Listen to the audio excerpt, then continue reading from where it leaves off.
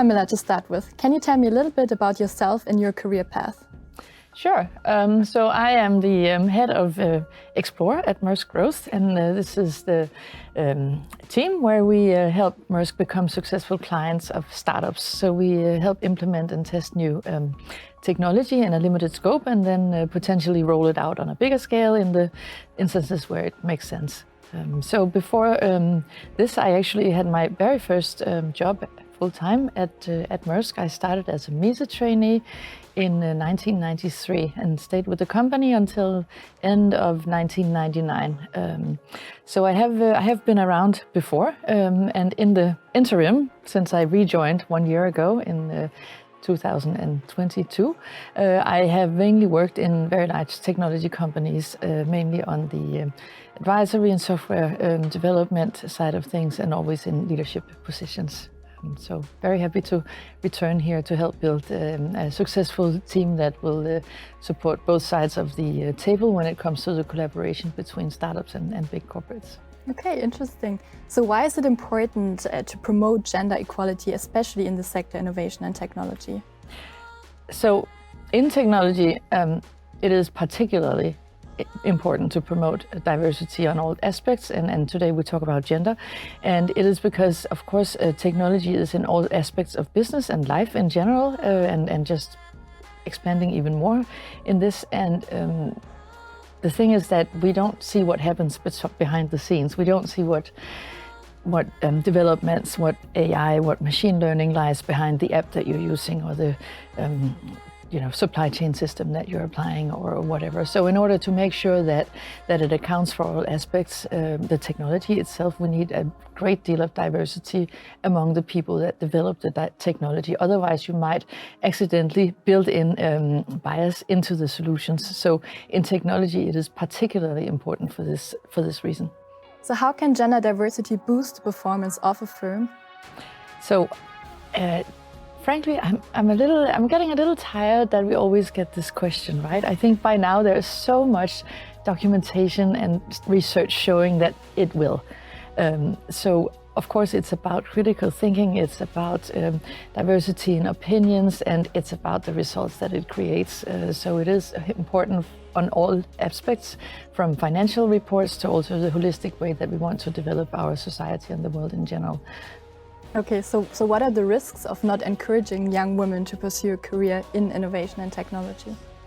Yeah, innovation and technology, in my opinion, is what drives development of our planet. And if we leave out half the population in this journey, then it's not going to be a very good fit for that half going forward. And the solutions in general, also for the male part of the population, are not going to be as well thought through and well-rounded if we have a very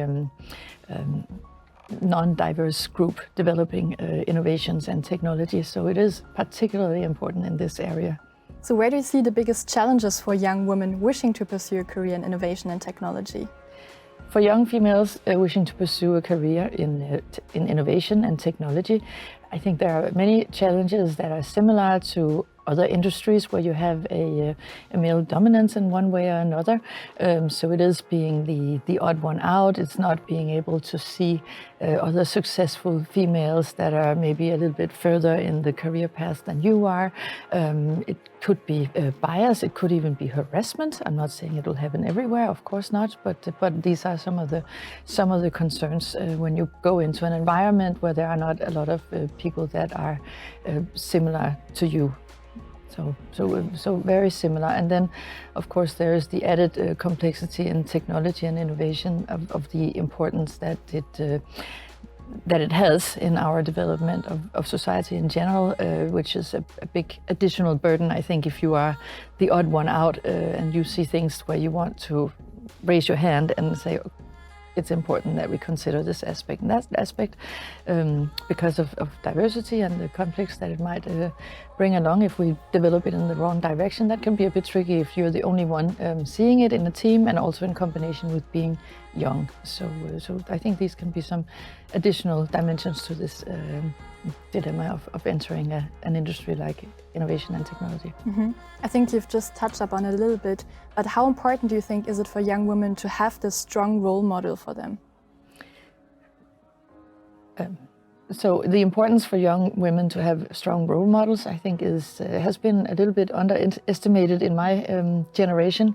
I think it's fair to say that we had very few in the early years of my career, in the late 90s, early zeros, and at the time, you don't know what you don't have. But now that I see it being promoted actively and being exposed and sort of built upon, I see how great this would have been. So it's one of these things where you didn't know you needed an iPhone before you had one, right? Now that you have it, most of us can probably not imagine life without it. And I think it's in one way or another a bit similar, where it's something that should have been there all along, and it's not now, and it's so clear now why you need to see it to be it, which is, I think, a good way to say it. If you don't see anyone that feels like you, look like you, in a role that you could potentially strive for, then it's super difficult to figure a good path to that. Yeah, definitely. So what were defining moments for you during your career path that maybe also helped you throughout your career? So if I look back on my career and think about defining moments, I'm not sure there have been many. I think one very important decision I made was to actively shift my career a bit from ocean shipping, which is where it started. That was Maersk's identity, more or less, at the time that I worked here the first round in the late 90s, and kind of go into more of a technology path. And the reason this happened is because at the time Maersk was on the beginning of the internet enablement journey, and I joined a couple of these projects from the business side of things, and I got super excited about the technology as an enabler, as a charger for new roads ahead, broadly speaking. So this was, of course, a very important decision on my part. So I think that's the one I will bring out, but of course there have been many important decisions along the way. Okay, last question. So when you look back at your career path, or in your life, when you look back, what would you tell your younger self nowadays? So when I was younger, before starting at Maersk the first time in mid-90s, I spent a lot of time thinking, what would I be? What should my plan be for my life? And I did that for many years to follow. And I think I should have told myself, it's okay that you don't have a plan. It's going to be fine, and there are going to be interesting opportunities along the way. And you don't need to plan everything out at this moment, because I did not know what I wanted to be, and I couldn't possibly have imagined where I am today in the early 1990s. How would I have known what the world would look like? And similar to this, young people today won't know what the world looks like 20 years later. So I think you can have areas of interest. You can probably, for me at least, more importantly, have areas that you feel you need to contribute to. It could be the climate, it could be more equality, it could be a lot of things. And if you kind of show up at work with something that's important to you on a bigger purpose, then I think it's all going to be fine. And I think I should have probably explained this to myself a little bit earlier. Yeah, but it might help other young people nowadays. Maybe, so yeah. That thank would be you nice. so much for taking the time. It was super interesting and nice to talk to you. Thank you.